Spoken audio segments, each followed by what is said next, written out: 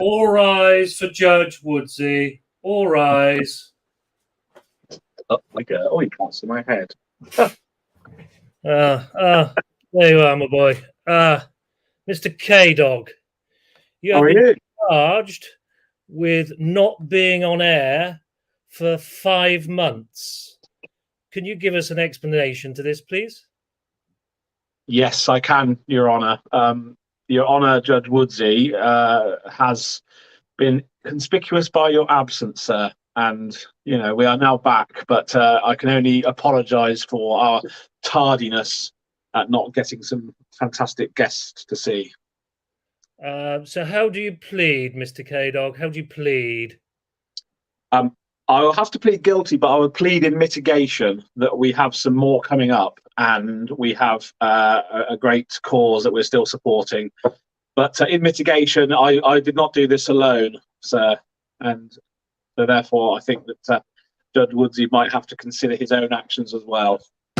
Quiet in court. Quiet in court. Can't have any of that. Terrible slur on the judge's name. That's enough of that. Welcome to what is still Series 4, Episode 9. And the reason it's still only Series 4 is because we haven't got any graphics for Series 5. So it's quite straightforward, isn't it, really? It just goes to prove we don't just throw this together. I believe we probably do. Well, I believe we do as well. As you can see, I've scrolled it down the bottom straight away tonight. Our YouTube channel. If you're watching this on Facebook Live or our Twitter account, please go across to our YouTube channel there. That's scrolling down the bottom and subscribe. Hit like and push notifications. You will receive. You'll never miss another episode of somebody dressing up. And for all you ladies out there, yes, the drapes do match the carpet. Hey, anyway, we'll move swiftly on. Kdog, have you got any news for us this week? I believe you may have passed a certain exam or a course in the last 7 days, I believe. I may have done. Don't know how I have, but I may well have done. I'm not somebody that will necessarily speak too much about it because I found it quite tough. But yes, thank you for surprising me by mentioning that. I'm not going to say any further. I'm sure you might do. I was just going to mention before we cracked on, actually, the countdown at the start, the musical countdown, it's almost as lethargic as watching you bat. It seems to have slowed down to a snail pace over the last couple of months. Quite interesting into my 47th season of playing cricket, and it's almost in super slow-mo now. So hobbling between wickets is probably about as much as I can do these days. So got to hit the ball a little bit harder, Kdog. Get those boundaries. So we'll see how that goes as the season progresses. But struggling a little bit at the moment. Did a day's coaching today, and I must admit I can hardly walk. So good to sit down and be in front of the screen to entertain our viewers again tonight with, like I say, what I think will be a cracking episode. And of course, your first time for a long time to hashtag Ask the Mask. Not too much more to talk about to start with. So I think, Kdog, if you're happy, we will introduce our masked cricketer for the evening. Always very happy. And we will now add our masked cricketer to the screen. There we go. Wow. My first, very, very nice get-up, actually. My first question to you, masked cricketer, is have you ever played in the Chilwell League? Pink Boys, yes. Okay, Pink Boys, yes. So he has, or she has played in the Chilwell League. Right. Have you ever played in the OCA? Doesn't exist. White ball for no. White ball for no. And it should be black ball, shouldn't it? Really, if it was like trying to join the Masons. that would make more sense, wouldn't it? That would make more sense, to be fair. Have you ever played in the Feeder League? No counties. Has played in the Feeder League, right? Interesting. I see there's some questions coming in already, but I'm going to carry on. Have you played in the Premier League for the home counties? Yes. Okay. That's interesting. Going to move that on a stage further. Have you ever played first class cricket? Of course. First class cricket on our hands here, Kdog. Right. No surprise there, Daryl. No, absolutely. We do tend to get them. Kdog, over to you. I think there's one or two. I think George has got a question coming in. George has got a question. I'm going to ask first, though, because we've missed our catchphrase question. Oh, yeah. So you've obviously played in the Trolley. Have you ever played at Great and Little 2 Cricket Club? Yeah. Freebo's not watching, but yes, he has. Good. Okay. Good to hear. I've given this away, so I'll ask now. Are you a male master cricketer? Seeing as both you and me have both referred to him as he several times, I thought we'd get that one out of the way. Yeah, get that over and done with. Exactly. Right. So, number one fan, George. Hi, George, who was our guest the other day, wasn't he? Brilliant guest. Probably produced one of the funniest moments ever on one of our shows. My favourite, you know, my favourite. It was your favourite. So George Hiley, Master Cricketer, wants to know: are you known as a batter? Are you a batter, Master Cricketer? You're not a batter. Okay. So therefore, are you a bowler? See, if that was asked me, it would be a white ball for both, wouldn't it? Probably. Okay.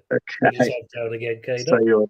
So you're a bowler. Oh, we've got a fair few people watching, which is great to see. Okay. Hello, everybody. So you're a bowler. Are you a seam bowler? Are you a fast bowler, or were you a fast bowler? Yes.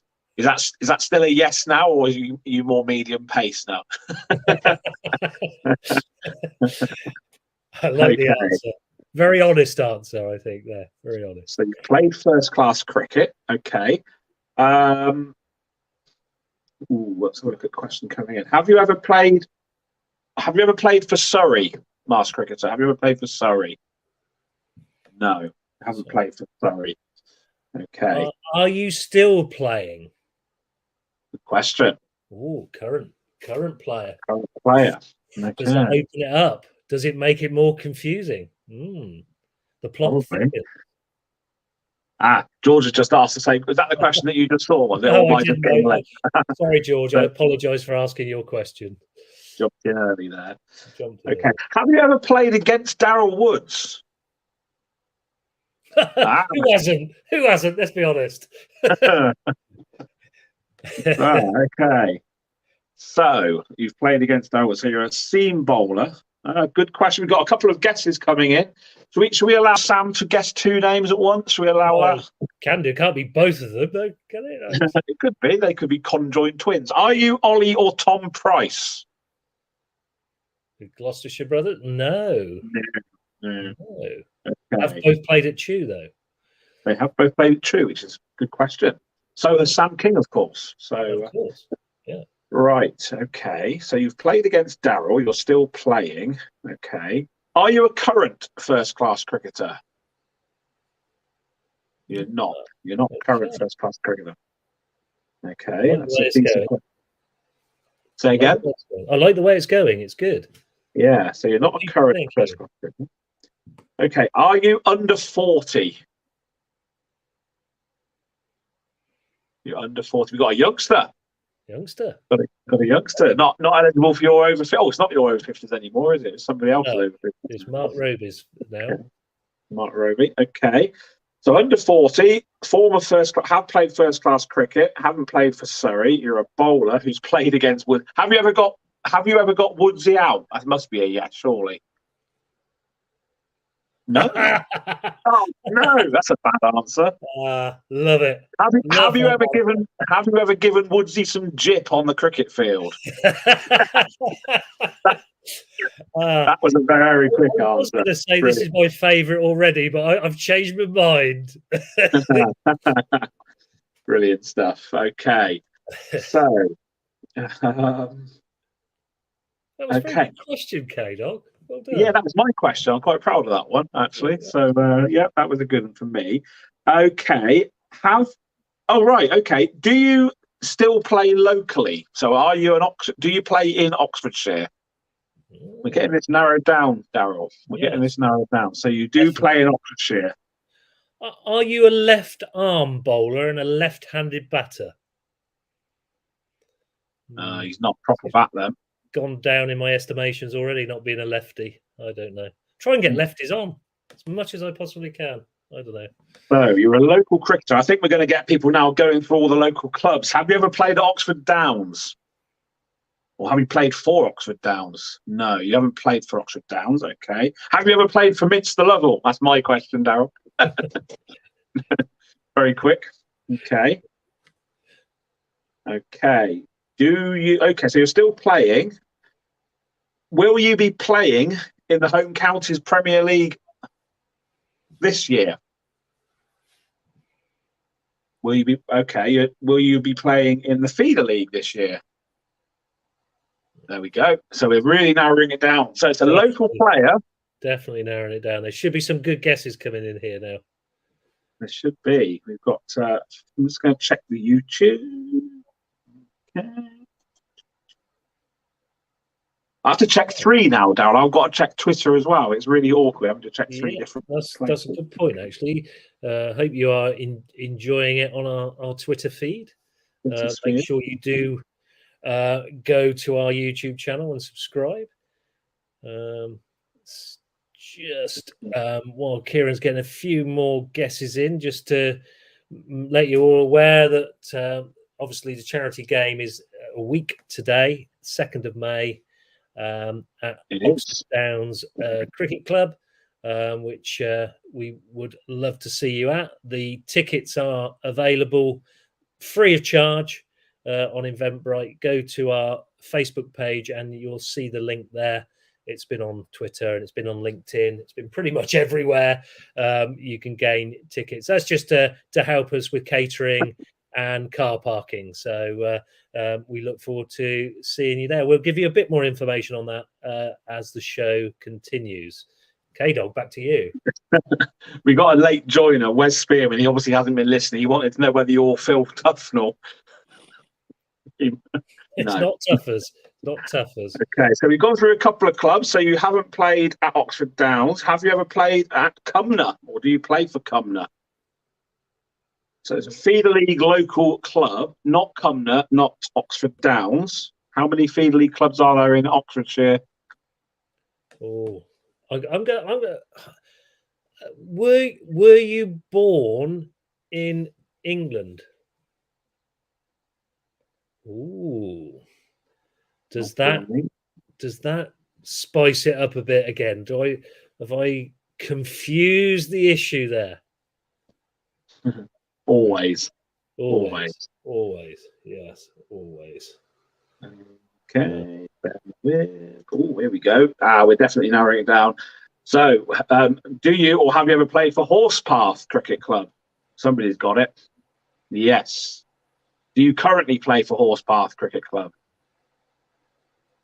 Okay. Have you played for Northants?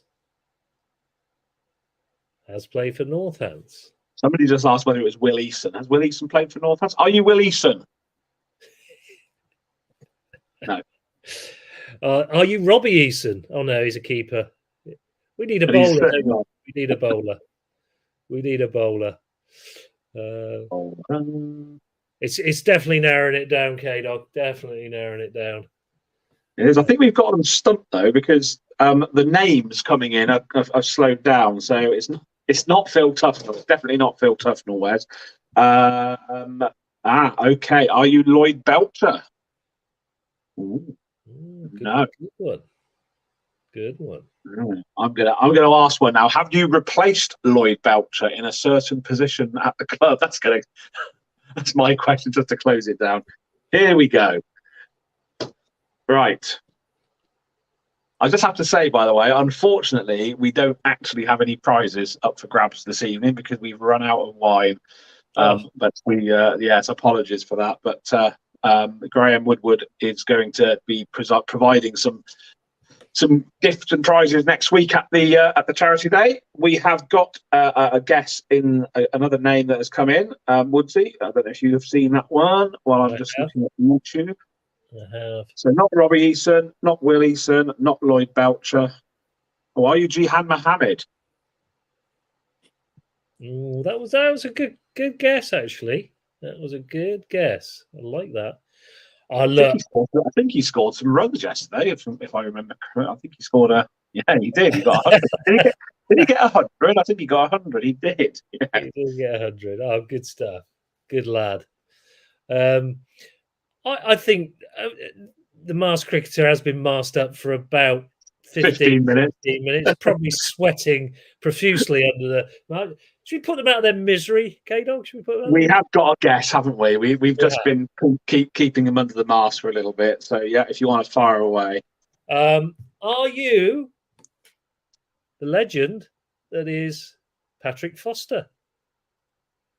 It is. It's Pat Foster, everyone. Pat Foster. Hello.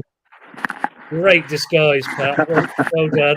Sorry we kept you under there far too long. Oh, I was sweating as well, yeah. We tried to draw it out. Not quite as long as Paul Humphries, though, was it, in the summer? No, that's true. I'm having a wardrobe malfunction because the hair is just falling down behind my glasses. I can't see a blimmin' thing. I thought I'd wear something, I could wear my glasses, I could be seeing everything. And then what happens? The wig falls apart and is falling behind my glasses. You wouldn't credit it, would you? Pat, how are you, young man? And how's things going for you at the moment? Yeah, good, thank you. Bit stiff after the first 2 games this season this weekend, but other than that, I'm good, thanks. And thanks very much for having me on. Oh, it's our pleasure. Yeah, looking forward to talking to you tonight. I'm going to take you back first of all because it was a fact I was unaware that you were actually born in Nairobi for the first sort of 5 or 6 years of your life. How was that growing up in Nairobi? Yeah, you wouldn't believe it looking at me, but yeah, I spent the first few years there. Mum and Dad were living and teaching out there. And so, yeah, I was there till I was 6. Would like to have been there probably for longer to try and remember a bit more, but it was an amazing place to grow up. And when I go back now, I realise how lucky we were. My brother's actually living out there, so it gives me a good excuse to go out there. And if you've never been, then I recommend it. It's an amazing place. I hear good reports of it, I have to say. No, wonderful. I mean, cricket, was there any cricket there at that age? Probably not, I'm guessing. I don't know. Yeah, I mean, I think over there, cricket's quite big. There's a large sort of Asian contingent over there, and obviously the national side have done well previously. They've been in a few World Cups, but I think like in a lot of places, sports like football are bigger. I was sort of brought up in an international school, so there was cricket, and that's probably where I first started to play it. But like most people who go on to play sport and love sport at that age, I was just playing anything and everything rather than it specifically being about cricket. And it wasn't until later that I kind of really got into it. But yeah, I was certainly introduced to it at a young age. Brilliant. You mentioned that. I was going to say, who were your sort of inspirations to getting into cricket? Was it the family, or was it a particular player, or somebody else? Yeah, I mean, actually, my dad is a sort of sport nut, fanatic, and played various sports at a very high level. But cricket was the one that he wasn't interested, or actually played, although he's always followed it. So I think, as I say, it was kind of any sport. And then it wasn't until I kind of went to senior school age 13. I mean, I played it at junior school, but I was as interested in rugby, hockey, other sports then. And I think it was when I went to senior school and I was about 13 that I realised I was probably better at cricket than I was any of the other sports. And all I ever wanted to do was be a professional sportsman. I just didn't care what it was in. And it was at that point that I realised if I was going to do it in any sport, it was cricket that had the best shot at. It's quite an interesting one, that, because we sort of try and, if people are sort of multi-talented, they play in 2 or 3 sports, might play county hockey, county football, whatever, is to try and get them to continue with both and see where it goes, because one helps the other, doesn't it, really? Yeah, absolutely. I think, and having spent some time teaching myself, I found it really hard when I saw guys and girls at a young age kind of being pigeonholed as this sports man or woman, and only playing that or not playing the other sports, because I think apart from anything else, whilst they help you both the physical and the mental side of the game, but I think burnout is a big issue as well. I think if I'd only ever played one sport, I think if I'd done that, by the time I'd got to sort of 15, 16, 17, I probably would have had enough of it. Whereas I think that variety keeps it fresh when the season comes along, and you transition from one to the other and you look forward to it. So, I mean, anybody who's got children that do play lots of sports, or if you're a younger listener, then absolutely play as many other different things as you can. And we've seen now, particularly with sports like cricket, half the guys that are playing now, they're all phenomenal hockey players, and you can see that kind of manifest itself in the way they play, and it definitely helps. Yeah, no, absolutely. I think that's absolutely spot on. I'm going to ask. I think we'll go through your sort of first class career. Obviously, at Durham UCCE first, and then on to the Northants. How was that for you? And what sort of highlights were there during that time? Yeah, I mean, as I say, I didn't really play much representative cricket when I was really young. A lot of guys sort of go up from under 9, 10 all the way through. And then I went to boarding school in Northamptonshire. And when I was 15, kind of doing really well in school cricket, I got put on the Northants Academy. So actually, one of the first games of representative cricket I ever played was a second team game, age 16. And obviously, I had to combine my studies with the academy, as a lot of people do, and you had to make sacrifices, but they were worth it because it gave me the chance to kind of live my dream. And then when I was 18, I signed a 2-year contract with Northants, so I spent a year, gap year as it were, between school and university, playing full time at Northants. I spent the winter in Northamptonshire and needed to, apart from anything, I needed to get fitter and stronger. They didn't think I bowled quick enough, and although I got fitter and stronger, I didn't bowl a mile an hour quicker, which was probably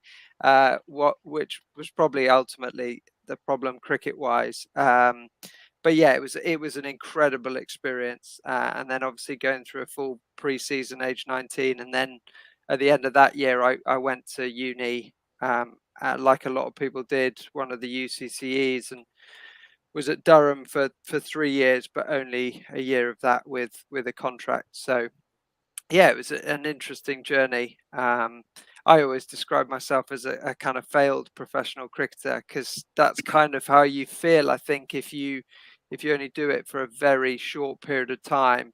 But actually, now I can look back and think, well, actually, I achieved a lot more than a lot of people, and I'm proud of that. Although I wish it had lasted a lot longer than it did.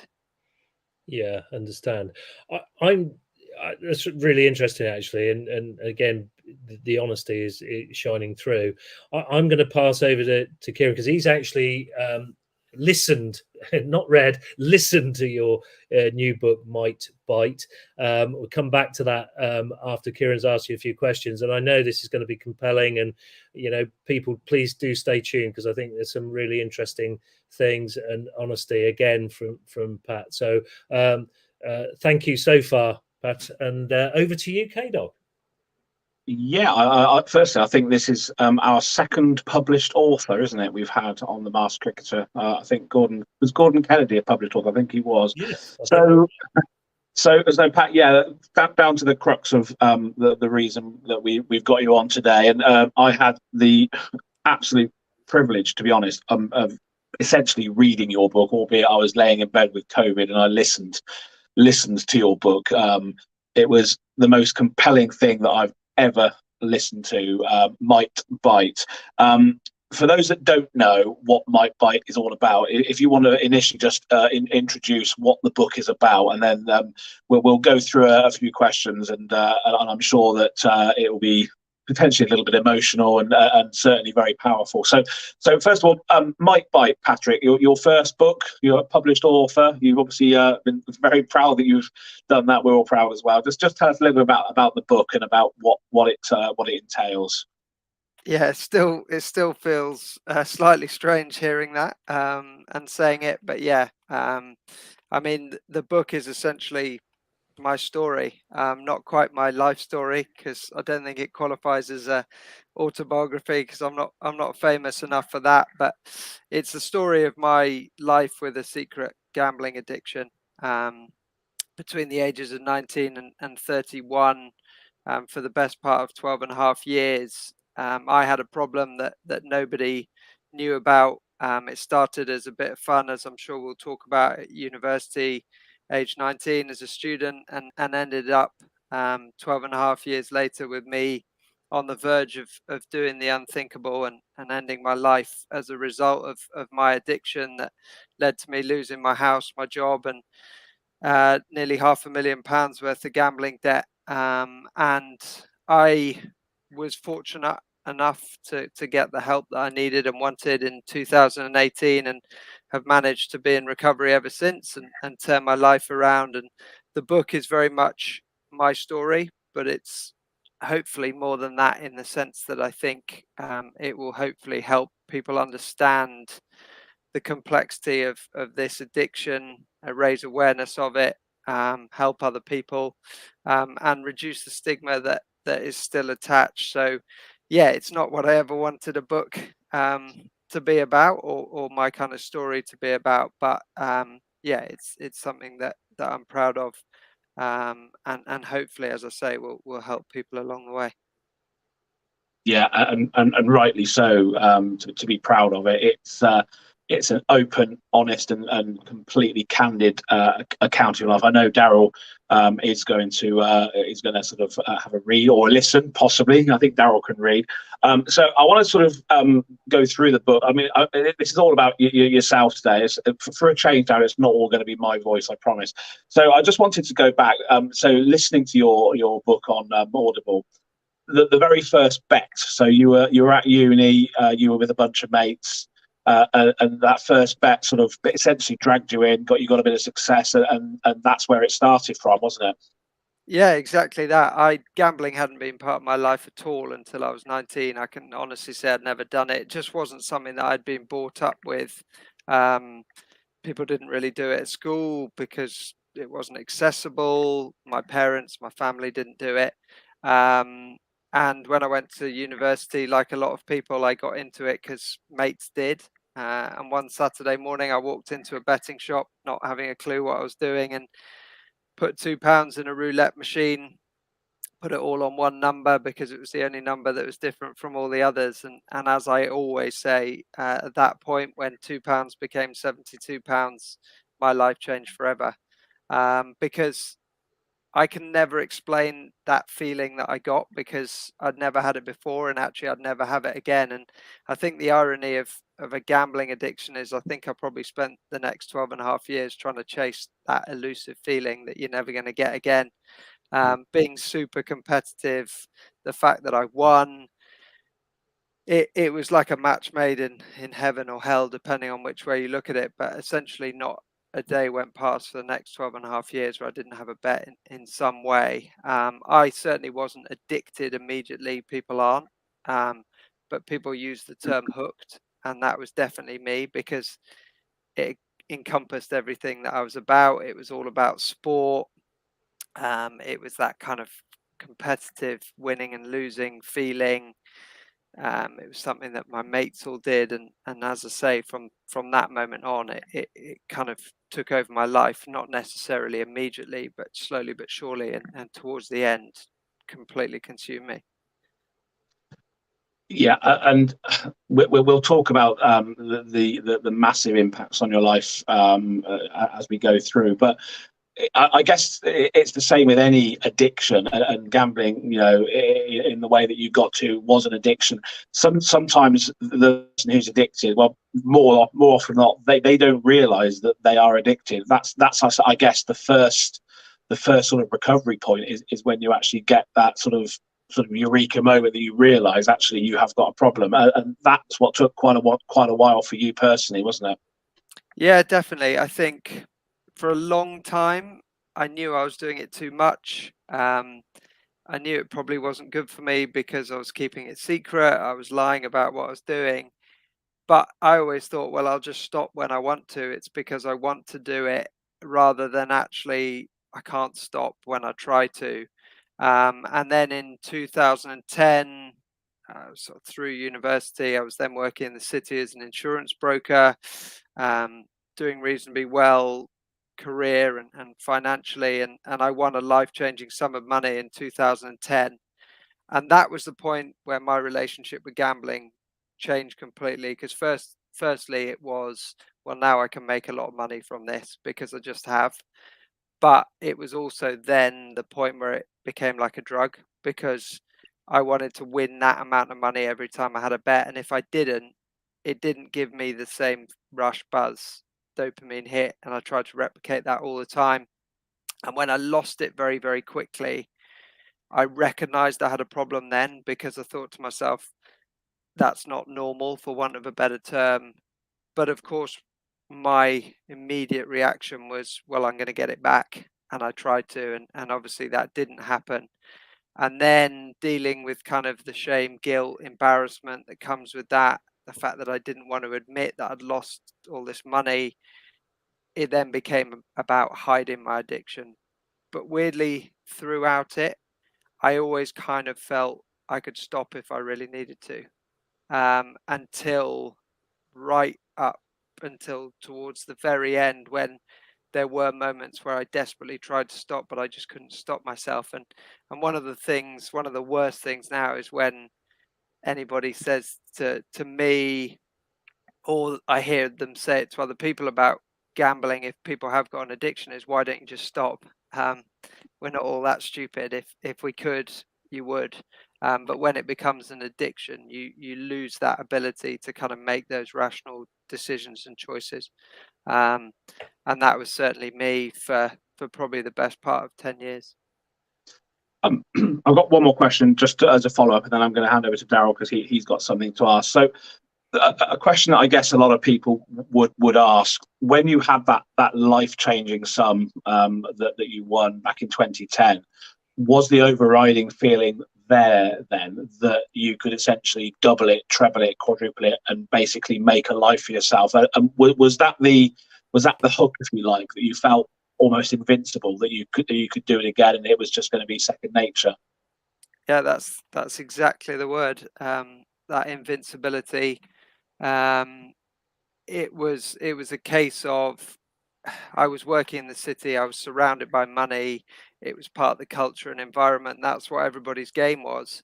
And so not only was I doing it through work, but then I won that amount of money, and I thought, well, this is a way to win or have even more money even more quickly. And I genuinely believed I could do that until it all went, but then it changed because then it was about getting it back. And yeah, it's a very strange. Now I think back and I think, well, I mean, how was I so stupid? But of course, now you understand that's the addiction doing it. But that feeling of kind of invincibility and thinking, well, this is going to happen all the time, for somebody who probably, by my own admission, did have a big ego, not something I'm proud of, and it just fed that, I think. Yeah.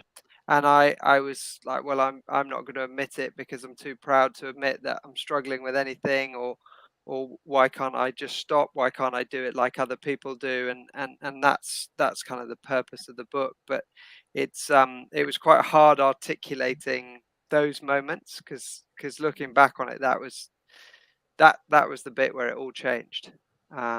the bit that came after it was kind of the effect of that moment, definitely.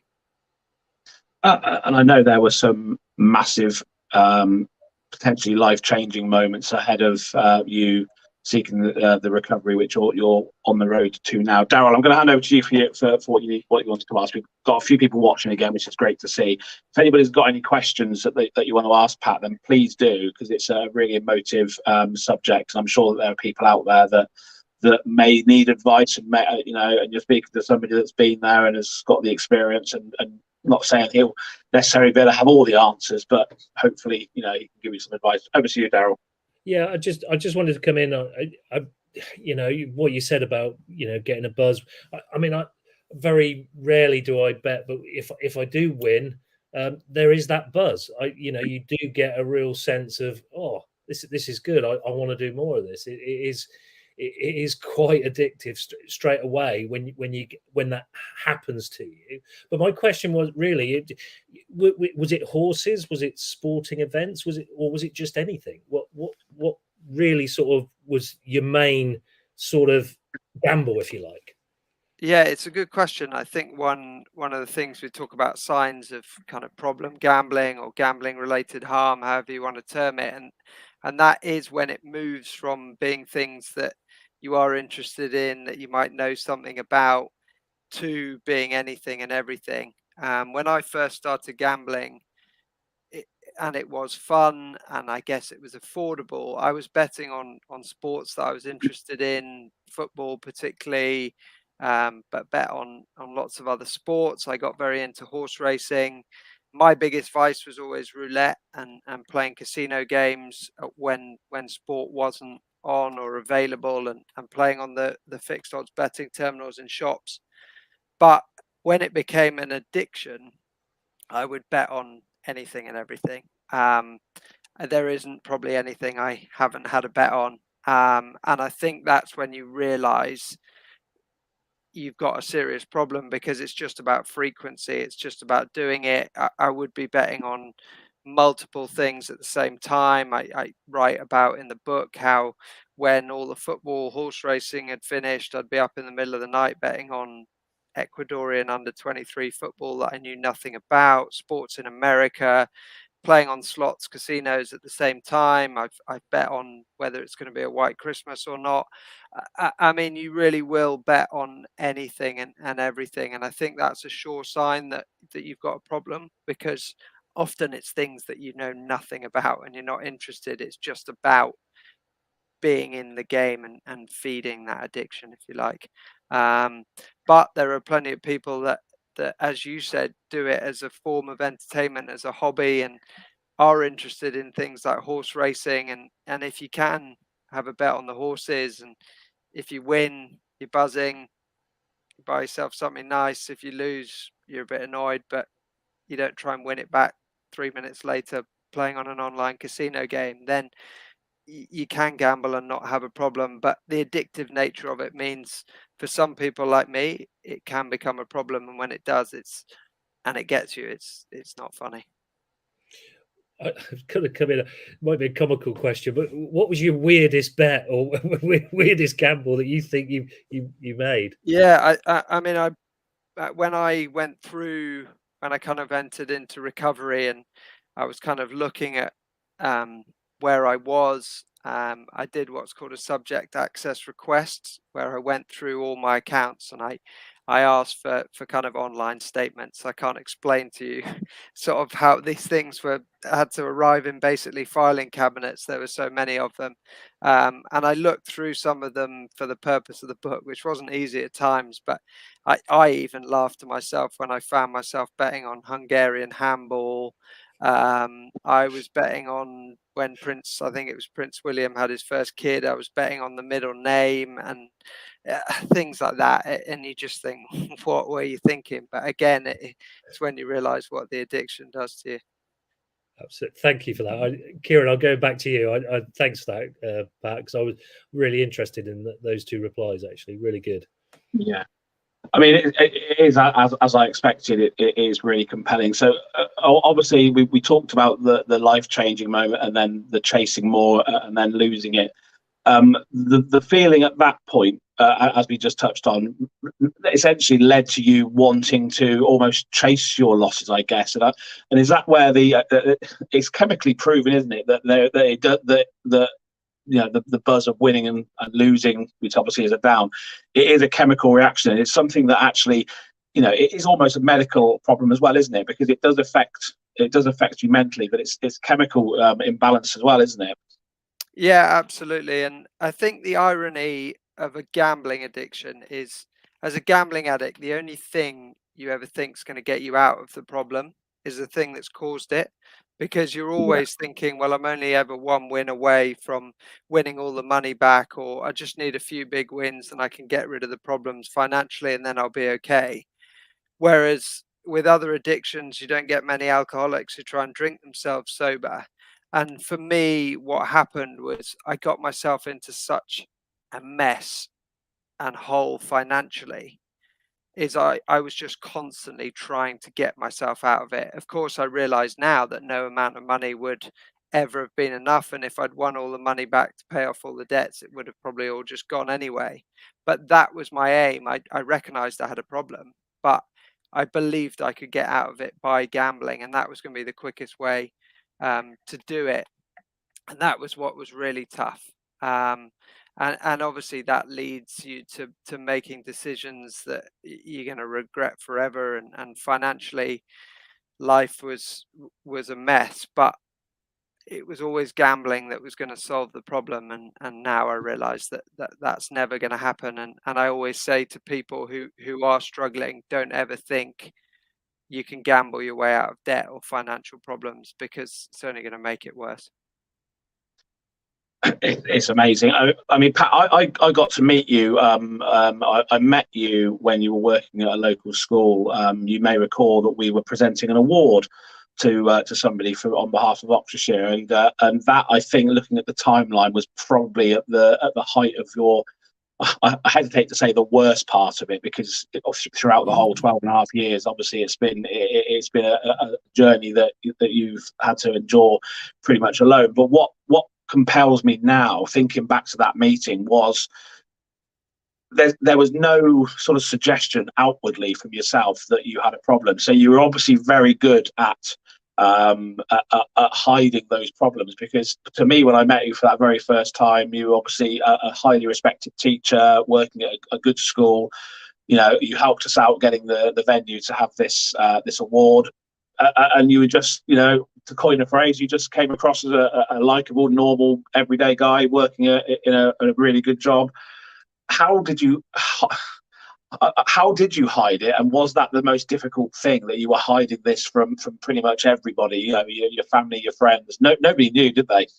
No. And it's interesting you say that, because I think that's probably the most shocking element of the book, is for people that know me or have come across me, whether it's briefly or they've known me all their life, they genuinely wouldn't have had any idea. And there were times, of course, where the people close to me knew that something was up. They just didn't know what it was, and they never thought it was gambling until right at the end. But you do become a kind of master of disguise. I always say I was sort of the best actor in the world. And as a teacher, particularly, you had to kind of create this pretense, this facade. I'd go into school and I would almost act the polar opposite to what was going on in my life. So kids that I taught, they always think, well, you were the last teacher I ever thought I had any issues, because I made sure that that's what people thought. That was the exhausting element of it, because I used to kind of get home.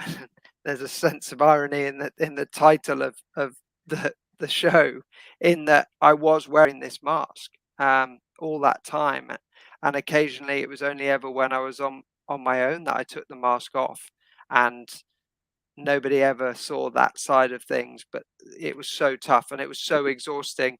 But weirdly, that became addictive in itself. I then became, not only was I addicted to gambling, as a compulsive gambler, I was a compulsive liar, and you became addicted to this kind of not being found out. Whether it's trying to get money, whether it's trying to keep things a secret, that in itself becomes addictive, and gave me a buzz if I got away with something. And it's extraordinary, but that's where it's not just about gambling, it's a lot more. But yeah, I always think to myself, how did people not find out quicker? But it just shows what you can do. And I guess conversely, if you then channel it in the right way, what you can achieve if you've got that kind of personality. I mean, we'll talk about the achievements, the amazing achievements and the progress you've made. But we said at the start it was going to be kind of no holds barred, and I thought unbelievable honesty, and I'm sure Darren agrees. Thanking you so much. This is going to be a really important conversation for many people. We know this gets watched back. We'll retweet it and we'll tag in appropriate organisations as well. But forgive me if this question sounds over aggressive. It's not meant to at all, but it's a question that was in my mind. So listening to your book and listening to the fact that you were in a very respected job, and you started to rely, didn't you, on basically getting loans from well-to-do people, and obviously struggled to pay them back because the money that you were borrowing was essentially going on trying to chase your losses. Did you feel at any stage, and as I said, forgive me for the question, did you feel that essentially you betrayed their trust as well? Yeah, like you wouldn't believe. I don't mind you asking it at all. It's obviously something that I'm not proud of at all, but weirdly at that time it almost felt like the right thing to be doing, and my only option.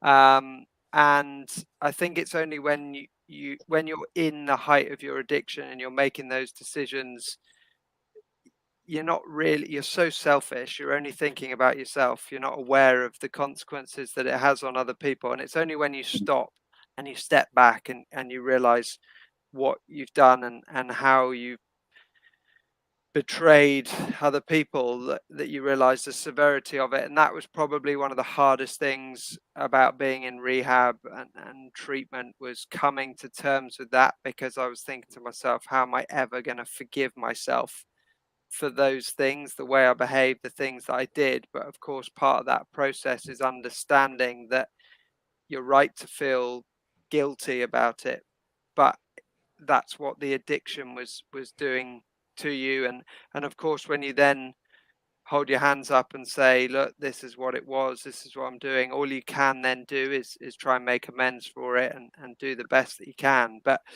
yeah, it's tough to look back and think I did that to people. And of course, at the time I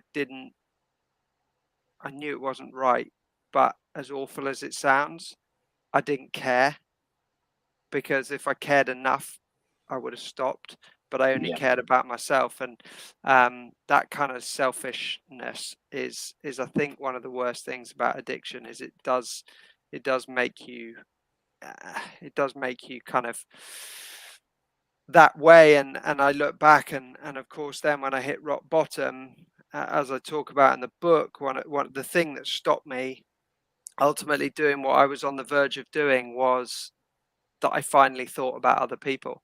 And I thought, well, this might seem like the right thing to do for me, but what about all these other people that I've done these things to? But also, what about my family, who have done nothing but stick by me, show me love and support, and suddenly I'm about to kind of do this? And that was kind of the turning point for me, because at that point I went, well, it's not about me anymore, it's about them. And yeah, luckily the rest is history, as they say. Yeah, I mean, we'll come to the feelings on that sort of essentially almost that last day. I wanted just to touch on a couple of seminal moments which resonated with me in the book, and there were two aspects of your book that really resonated while I was listening. One of them was you were actually on one occasion you were actually in class teaching. And I believe you set them a task where the students could go off and do a test or some sort of revision. And whilst you were actually teaching, you were actually in the process of placing bets during the working day. Is that right?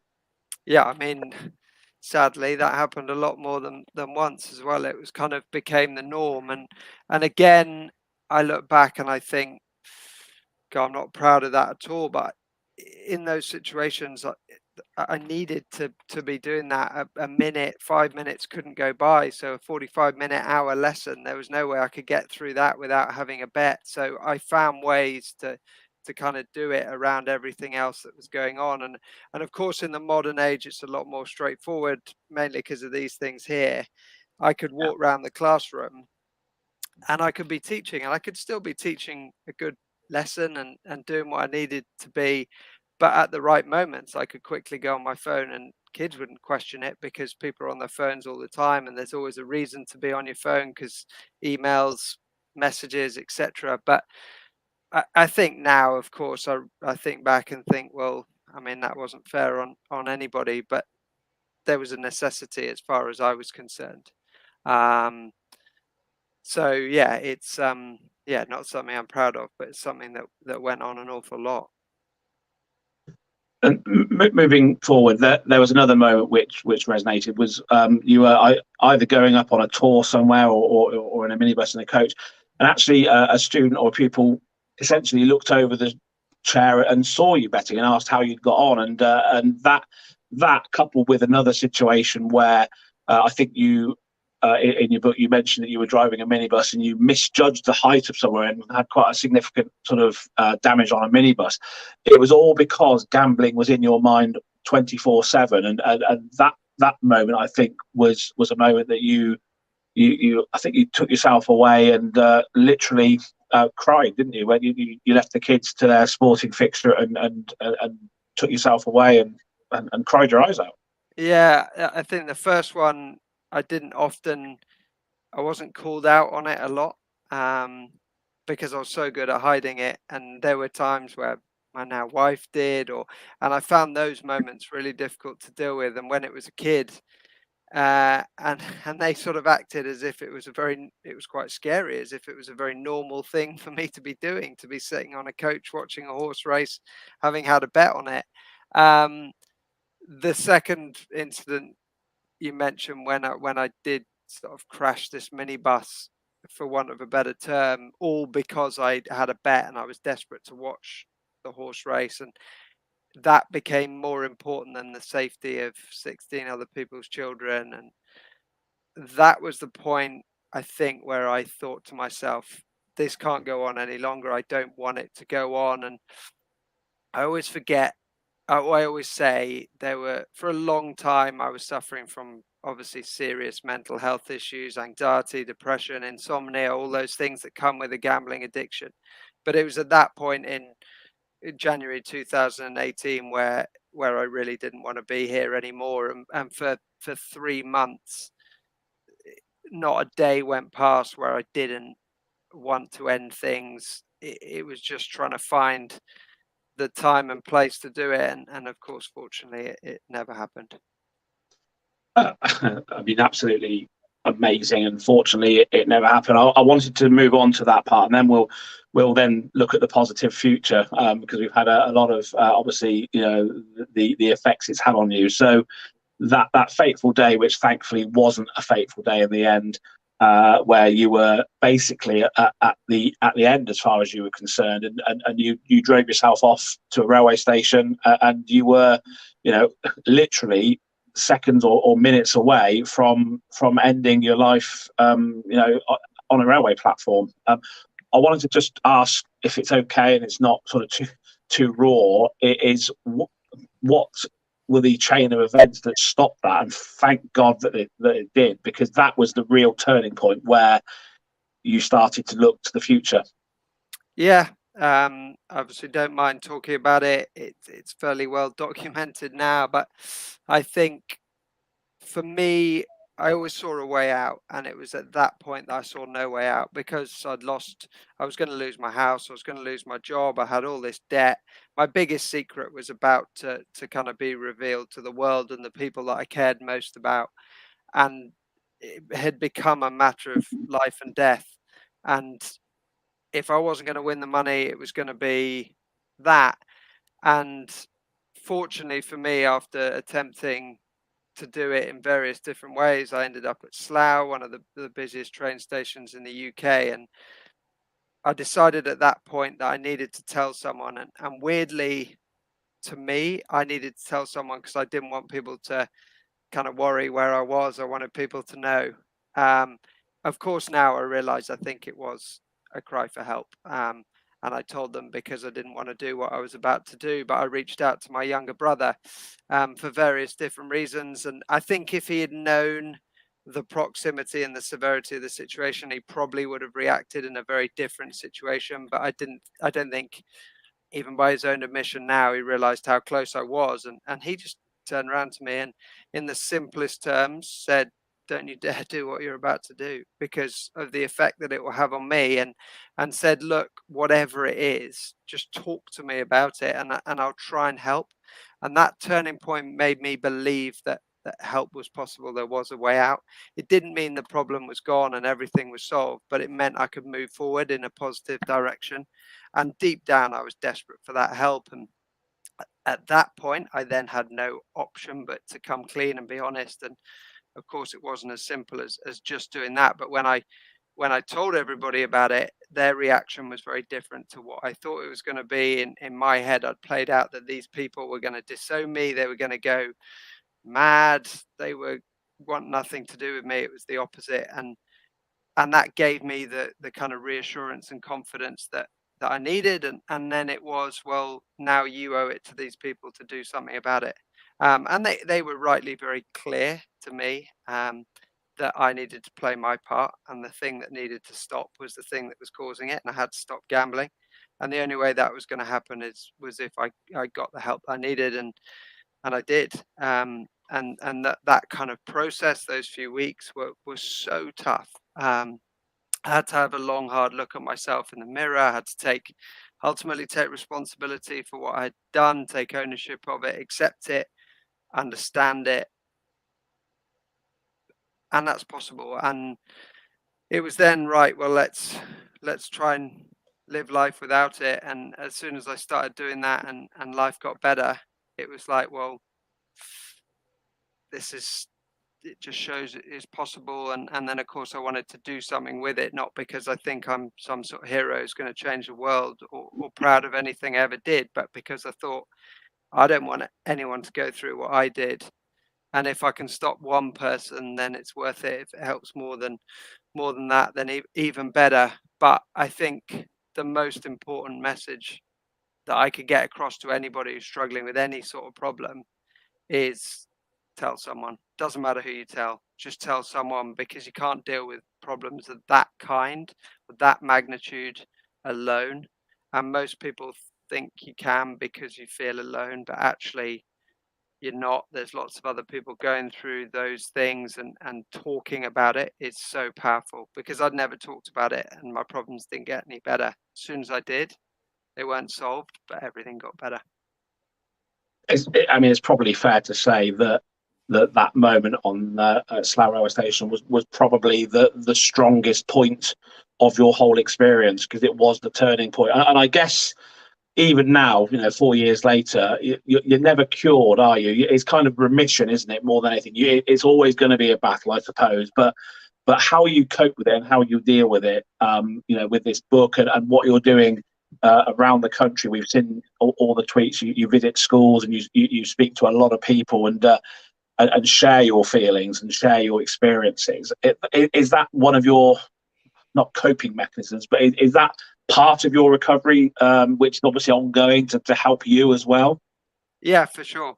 There's a kind of selfish element to it, in the sense that it is cathartic. The process of writing the book was tough, but it was very cathartic. Sharing my story is a constant reminder to me of where I was, what I was doing, where I don't want to be again, and it helps other people at the same time. So it's a win-win situation, for want of a better term. So there is definitely that element.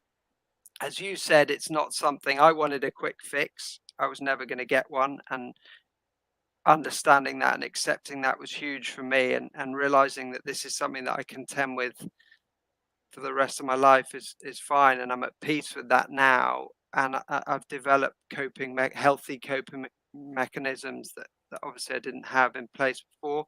Weirdly, nothing will ever replace gambling, But I use the analogy that if I was a smoker and a doctor said to me, if you have another cigarette, you'll die, I wouldn't have another cigarette. And that's how I view gambling and how I view betting. And recovery is a very individual thing, but that kind of mentality keeps me off it. But also it's owing it to other people as well. And there's no doubt that you do, when you've made the mistakes that I've made, you've done the things that I've done, you do want to give something back, and hopefully it goes some way to make people realize that you're not this kind of awful person, that actually that's what the addiction was doing, and that you have got some decent bones in your body. And a cliche, I know, and I've said it a few times already, but ultimately if it helps one person, then it's worth it as far as I'm concerned, and my job is done. Fantastic. I've just got a couple of things which I'm going to nip together, and I'll hand back to Daryl. So I saw some tweets the other day. We've had the Gold Cup and the Grand National recently, and one of your tweets, you mentioned that the Gold Cup particularly, I think it was 3 years, 4 years maybe with COVID, and those moments, do they still sort of resonate with you about where you were, I think, to where you are now? So when you get the Gold Cup and the National, do you even watch now, or do you make a conscious effort not to even watch them? Yeah, I mean, Cheltenham is a lot of people's favourite week of the year. It's definitely my least favourite, not only because there's even more noise about it, everybody's talking about it, it's all over social media, but also the part it played in my story, which was so big, and it was the kind of key time leading up to it. But I've as I say, I'm kind of at peace with that, and I'm able to manage it, getting through it. The feeling of getting through it is so rewarding. Do I watch it? I would only ever watch it in the company of somebody else, because just to give me that kind of protection and reassurance. Not that I feel like I'm sort of going to have a bet on it, but more just to kind of protect myself. It's the same with the Grand National. Does it stop other people around me doing it? Absolutely not. I've got no issue whatsoever with other people doing it. I was with my brother and some of his mates on Grand National Day, and they did their kind of sweepstake, just like people do, and if you can do it, then that's fine. But I've got no problem with stepping away from those moments, and other people don't. So it's those moments are tough, but certainly every one that you go through gets easier. And I think, I now watch, if I watch a horse race, I watch it because it's incredible sport, rather than the need to have a bet on it. Brilliant. I feel almost like this has been a Piers Morgan style grilling, so apologies if you think it has. No, not at all. One more question from me, then back to Daryl. So we've talked about where you were and the future. I just want to just talk about the support that you have, and that's predominantly your friends, your family. We talked before the show, the PCA, but your friends and your family, as you said, they never disowned you. They were never ashamed of you. And obviously your now wife as well was incredibly supportive as well. They must have been absolutely critical, and they must still be critical to your ongoing sort of recovery and remission from this. Yeah, absolutely. I mean, no words would ever do justice to what family have been like for me. I mean, there's some people that sort of enter recovery, go through what I do, and they don't have the support that I do, and I've got even more admiration for people like that, because it makes it a lot easier. And they've been incredible. Friends have been amazing. The kind of wider cricket network, family, if you like. Obviously, the PCA, the Professional Cricket Association, and the trust, the charity, have been extraordinary. The way they've treated me, the same way as they'd treat Ben Stokes, I mean, still baffles me, but that's just the way it works. But yeah, it's amazing what people have done, and that gives you the motivation to kind of not let people down and go back to it, because people have been like that, so you owe it to them, and of course you owe it to yourself. But yeah, people have been extraordinary, and anybody that hasn't, I mean, I have. It's not all sunshine and roses. There have naturally been people that have reacted in different ways, and my honest opinion is people have a right to do that too, because I did do things that I shouldn't have done, and they have been in their minority, but I'm able to deal with that in the knowledge that I'm doing everything I can now, because I can't change the past. I can only change the future. But in the main part, people have been nothing short of extraordinary, and the support I've had about the book and everything that I'm doing is yeah, it's overwhelming at times, but it's great. Unbelievable story. I did say finally, but Daryl, just forgive me. There is one more, and finally, if you had, Pat, one piece of advice, just one sort of nugget of advice to anybody that's suffering any sort of addiction, it doesn't have to be gambling, any sort of mental health issue that they're bottling up, just one nugget of advice from you as somebody who's been through it and come through the other side, what would that piece of advice be? Yeah, I think it's so easy for me to say, but it is to tell somebody and to open up. And it might not work the first time you do it. It might not be the first person that you talk to about it, but there is no way you can deal with these problems yourself or alone. You do need the support of other people. And I live my life now by a motto: problem shared is a problem halved. And it does make a big difference, being open and honest about it. It doesn't mean the problem's solved straight away, but it does mean that you can move forward, and you're not hiding anything. But you're definitely not alone. You're not the only person who's going through that or feeling that way, and it's okay to be in that situation. But make sure you tell someone, because doing what I was about to do 4 years ago is never ever the solution for anybody, and sadly it's happening far too much in the world at the moment. It really is. Daryl, that is it from me. And I have to say that I'm not going to go down the normal route of sort of comedy here and say about the brute foresight impression, but that really was compelling, Pat. And if this broadcast, whether it's watched live or watched back, can help anybody, any single person, I think that's a big tick in the box for me. And Pat, just wanted to say a massive thank you for the honesty and the openness. You should be. I know you don't like taking these sort of plaudits, but I think you should be really proud of your achievements. And the book is incredible. I'll let Daryl plug it because it deserves to be plugged to the rooftops. To be honest, it's plugged to the rooftops. Plugged to the rooftops sounds so stupid, doesn't it? You know what I mean. But in all seriousness, thank you so much for coming on. And actually, people have been have stuck with us and listened throughout, actually, which is really encouraging. We'll tag relevant organisations in afterwards when it goes back. We'll tag the PCA and GamStop. I think is an organisation that's really important. I did a little bit of research earlier. Daryl, I genuinely, for the first time ever now, I'm pretty lost for words. I think we can sort of lighten the mood towards the end and have a little bit of fun just to finish off. But I'll hand back to you. Thank you, Pat. Thanks, mate. Yeah, great questions there, Kieran. Handled that really well. I've got to be honest, we've had some real times on this program. 47th episode today, and we had the likes of Andy Miles and his story of problems with his legs, and Afghanistan, and Fee Morris just recently on mental health issues. We have covered some tough topics, and people say I'm quite a strong-willed person, but I had to wipe away a tear there, Pat, and I had to take a couple of deep breaths. I actually muted myself because I had to take a couple of deep breaths. It was so compelling and so honest. I really did enjoy that interview. So well done to both of you for that. The book Mike Bite. I've always wanted to do this.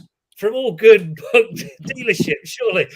Where can we get the book, Pat? Where can we? Yeah, as you said, any good bookshop is, I think, what you're supposed to say. I mean, Amazon is the obvious place, but I always say yeah, used bookshops, Waterstones.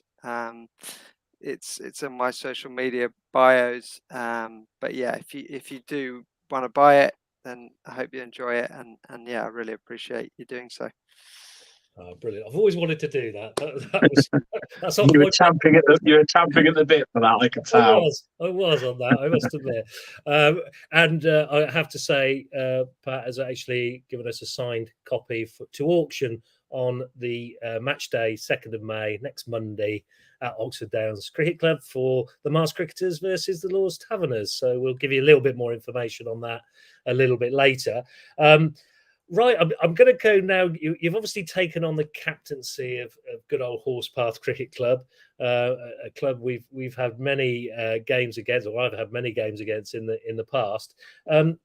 Captaincy, what did what made you want to do captaincy, Pat?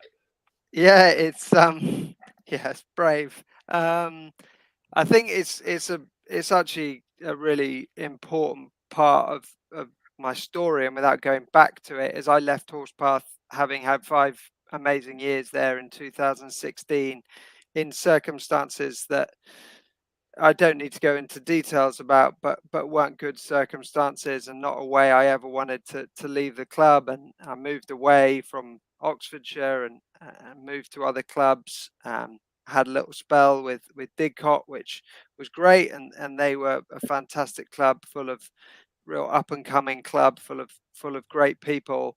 But I always knew in my heart of hearts that I really wanted to go back and kind of finish my um, kind of playing career, if you like, at Horsepath. There's so many people there that have been so good, but I needed to do some things that were important to me and to the club. And once I'd managed to do those, I went back properly last year, and it made me remember what an amazing place it is, full of great people, and I loved it. Unfortunately, or unfortunately, maybe I did probably a bit better than I was expecting. And yeah, Lloyd Belcher, I'm sure a lot of people know, is a fantastic cricketer. He'd sort of done a couple of years as captain and had decided that it wasn't for him, and there wasn't any hugely obvious candidates. Will Eason, who again a lot of people know, and I know you know very well, and the Eason family run Horsepath and are extraordinary for the club.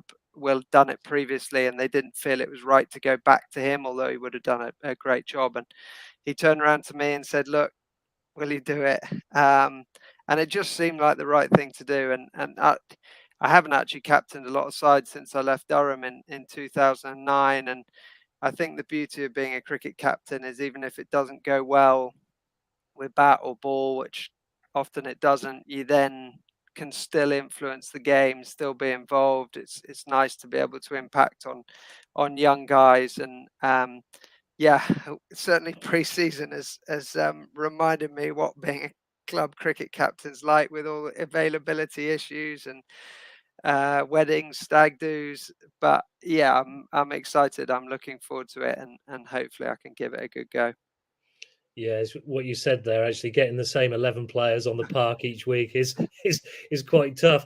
I've done it for so long, and this year I've relinquished two roles of captaincy. I'm just playing cricket, and it's been quite nice just handing over my match fee and sitting back and relaxing and playing my cricket. I have to say, but Yeah, yeah, and I think it's really interesting as well, because I think times have changed. When we probably played against each other back when I first moved to Oxfordshire, even in Charwell One, as we were when I first joined Horsepath, there was still a lot of people at that stage who would give up 18 Saturdays a year.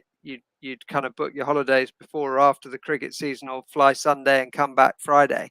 But actually, that has changed now, and I don't think that's necessarily a bad thing. no. But it does mean it's tougher, because people have got busy lives, they've got other things to do, and if you've got a young side, particularly, who, as I say, guys who go off on weddings, stag do's, it is hard to get the same 11 players on the pitch. And as a captain, you always obviously want the best side that you can out. And at times it's frustrating, but I'll definitely look at that in a different way than I might have done a few years ago. I would class you as a tough competitor. Played against you a few times.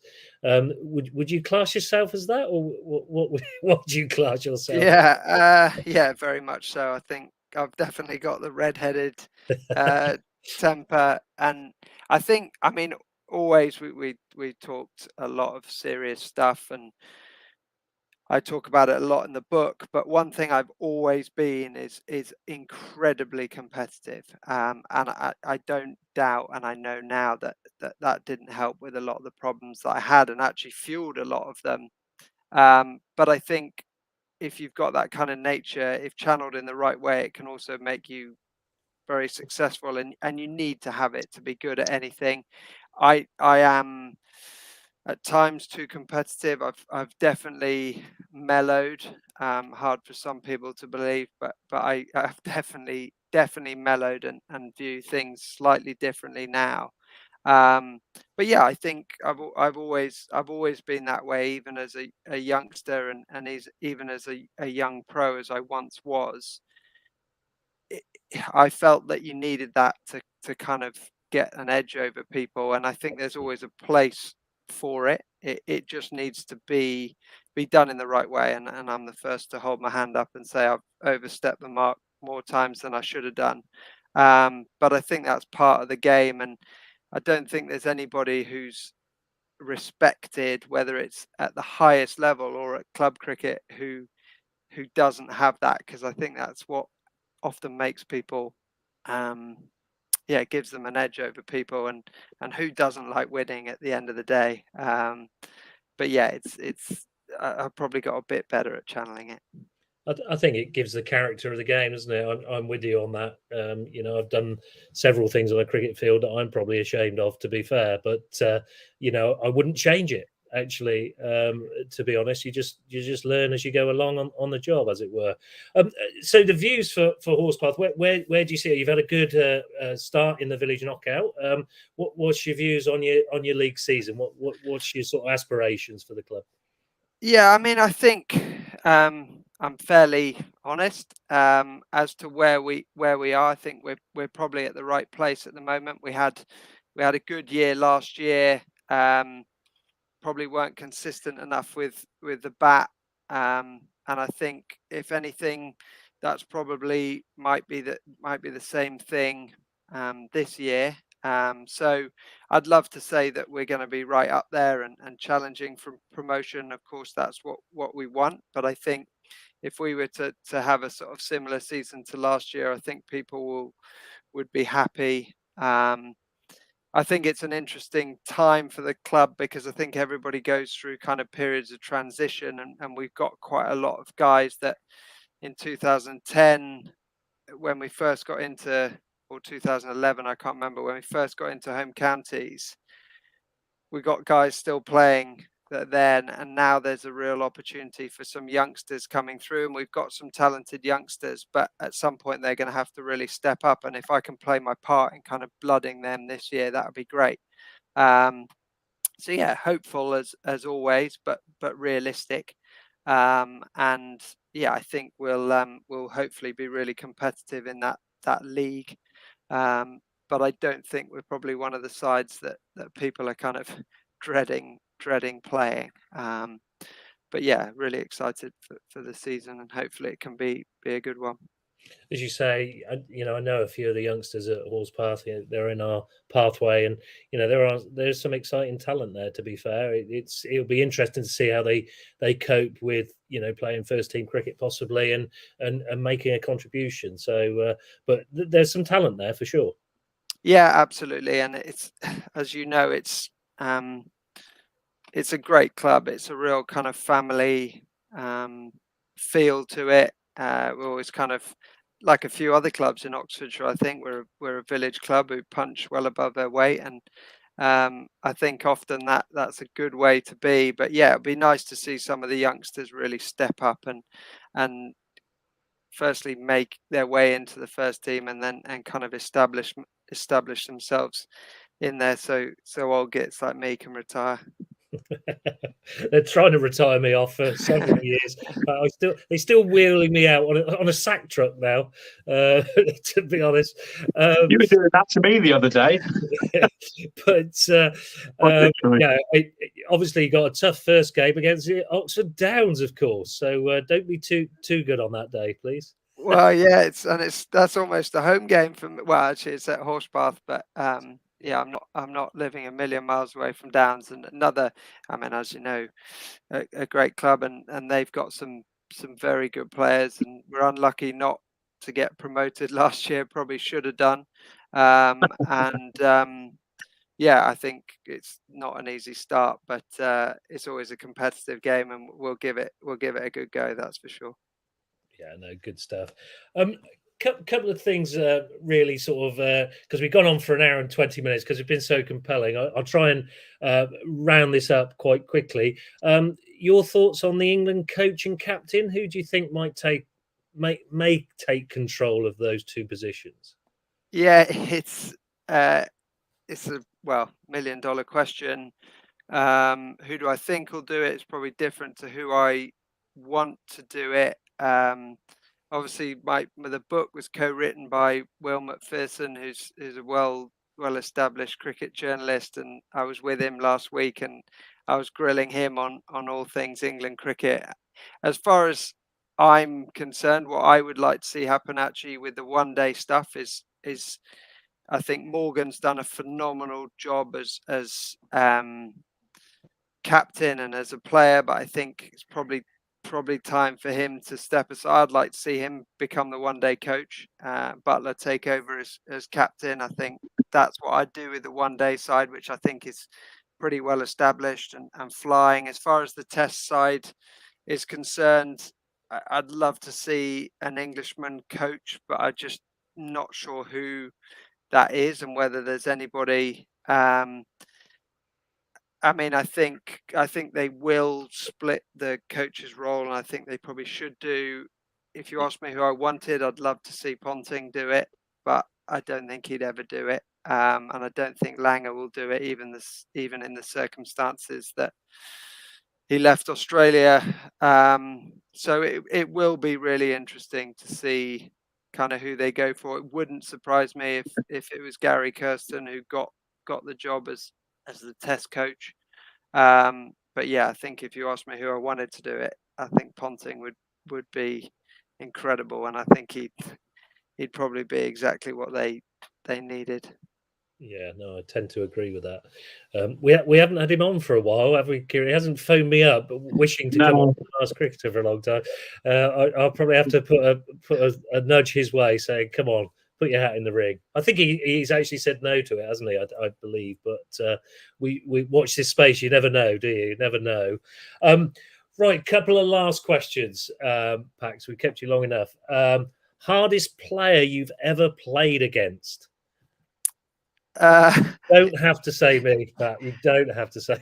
Well, hardest or best in terms of I won't be the best.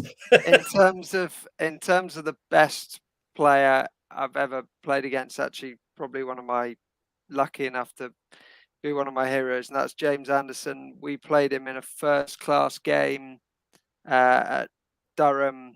I think I was in my second year at Durham, and Lanks put out a really strong side, and he turned up, and it was just extraordinary. It was at the time where he was quite quick as well. People forget that he was actually in his younger years pretty quick. It was just extraordinary, and I was not out overnight, and then someone reminded me that he'd probably bowl a few overs the next morning, which I didn't relish. I lasted all of 4 balls. I didn't hit one of them, but just watching him, it was extraordinary, the skill level. And I don't think he was even trying, because it was against the students and it was on a cold day in April. But yeah, he's definitely, I mean, he's just a phenomenal bowler. And yeah, lucky enough to play against him. So yeah, probably a claim to fame there, but definitely the best player I've ever faced. Yeah, brilliant. Do you think he should still be in the test team? Yeah, I think absolutely 100% in England. I agree. If I mean, if they didn't want to pick him abroad, that's fine. They definitely should have taken him, or they should have turned around and said, look, you're only going to play in England because we want to protect your body as well. But I mean, is he one of our best bowlers? Without doubt. Yeah, awesome. Absolutely. And my last question is, if you had a superpower, Pat, what would it be? To be able to go back in time, I think. Thought that might be coming. Which probably doesn't surprise anybody. I mean, I always say to people now, would I wish it upon my worst enemy? No. But has it made me a better person? Absolutely.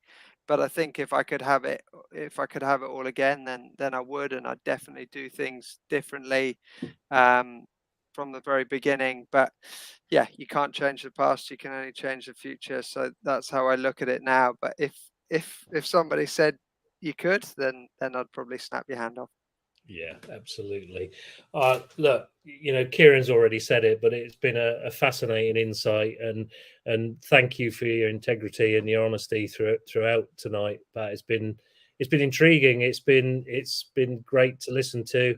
I hope you've enjoyed it as well, and we thank you for joining us on our silly little show with somebody dressed in whatever this is, and I apologise that I was judge, actually, because I think that was probably the inappropriate no, not at all. Thanks so much.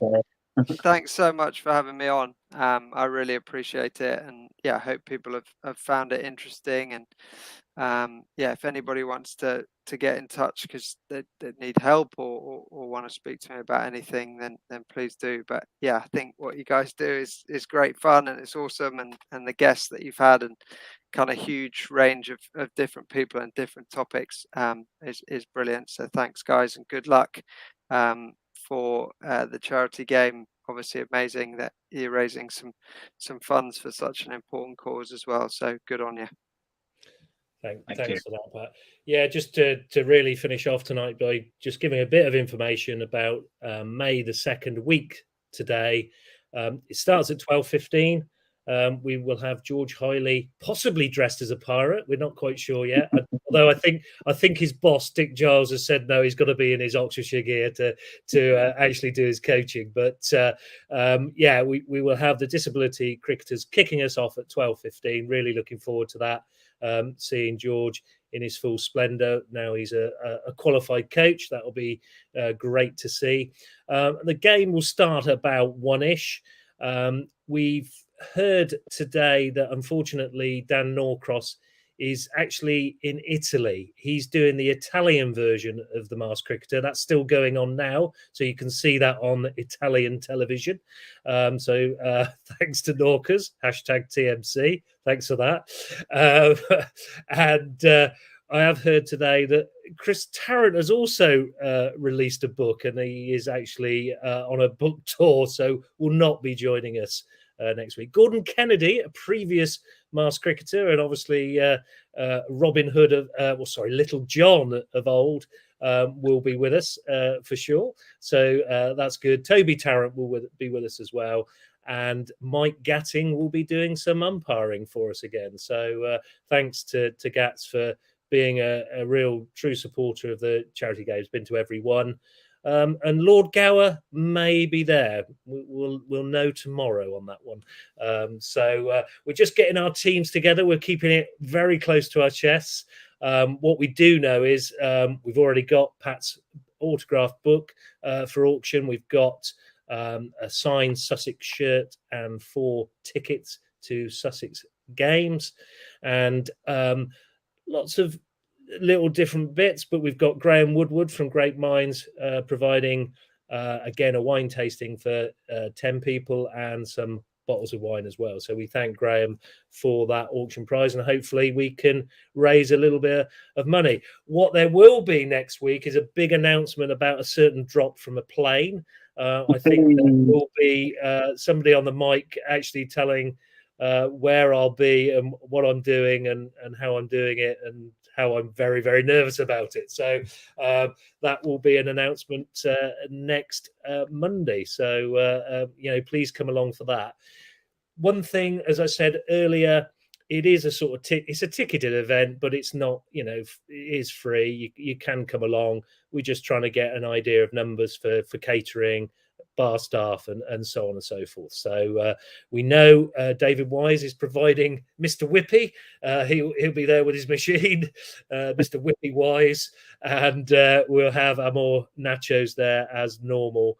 So food can be purchased, but you can obviously bring your own picnic as COVID restrictions have relinquished. So we're looking forward to seeing everybody there next week, obviously for the charity that is scrolling down the bottom. If you can donate, just go to our Just Giving page, search the Masked Cricketer, and donate anything you possibly can. Anything will be truly grateful received. So Kdog, I'm definitely coming to you. You probably want to say something before we head back. Yeah, come on. Yeah, well, stop press first of all. Your the tweeted version, just to give you some stats, 3,004 people impressions, which is amazing. Big thank you, George. Oh, sorry, it's 3,365 now, so it's just gone up by 300. Big thank you. I think that might be something to do with the fact that George Dobell has retweeted it. So thank you, George, for that. That's really good of you. We'll tag in lots of people. I'm sure Patrick will retweet it as well and get these messages out there. It's been incredible. It really has. It has been, and I'm not going to put the Bruce Forsyth impression on because I can't do it. It has been one of my favourite episodes ever. Because it's my favourite. Yeah, don't try, Daryl, because you can't do it. It's been brilliant. And Pat, I'd like to first of all wish you all the best for the season. Make sure you beat Oxford Downs. Obviously, that's really important to me. So. I'm joking. I was an Oxford Downs person last year. And yeah, it just leaves me to say thank you again. We're looking forward to the charity game next week. I think over 100 people already coming next week, which is great. See how close we've raised, I think it's over £6,700. See how close we can get to 5 figures at the end of it. I'm sure that George Hiley and his mates will be taking every last penny from you with their bucket collects, because they've been brilliant over the last 2 years. So George will be doing that. George will be doing that indeed. Pat, as we said before, just to stay on the line afterwards, that is it for me, Daryl. Genuinely, I think it's been a brilliant episode. Thank you very much, Pat. And back to you, Woodsy.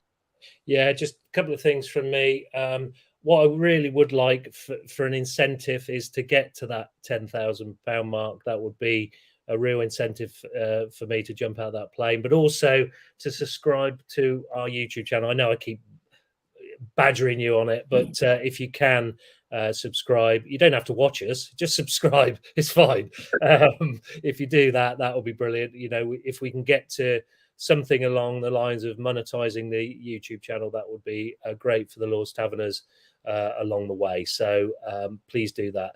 So just to reiterate, I'll say it again. It was easy for me to say. Might Bite is available at all good book dealers, including Amazon Prime and Waterstones. And with that plug, we thank again Patrick Foster for joining us as our Masked Cricketer. Join us again where you'll be able to hashtag Ask the Mask, and we look forward to seeing you next Monday at Oxford Downs for the charity match. Bye for now. Stay safe. Bye.